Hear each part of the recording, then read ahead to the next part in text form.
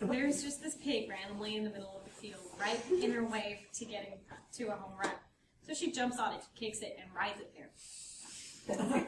And every time that I think about like women's rights and women trying just forcing themselves into what men call theirs, I think my grandma. Yeah. So I put her down there. Yeah. If I have to ride a pig to get there, I'm trying to do it. It's a great story. When I was 9 or 8, maybe even younger, I met Ashley Rose. She taught me everything I know about acting, and she's the one who really first got me started in everything, and I just really admire her because she's not really afraid to stand out. So. And that's cool because now we've got people in the public sphere, we've got people in our families, and now we've got another category. And this is kind of a soapbox of mine, so I'm going to say it. The role of woman as mentor. You know, we're not going to solve some of these things if we don't reach out to women, you know, in the next generation. So hopefully you've got women in your lives who can help mentor you. I think that's really important, so thank you for sharing.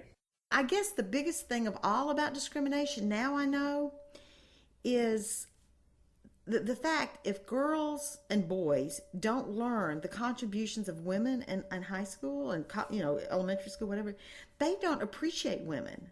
And plus if we're overlooked, I mean, like we're invisible, like if we're never quoted in the newspaper, unless of course we're a victim of some god-awful crime, you know, you see how this woman's been killed or massacred, or this woman, you know, just think we're always weak victims, instead of there are women that are, you know, are strong and brave and do courageous things.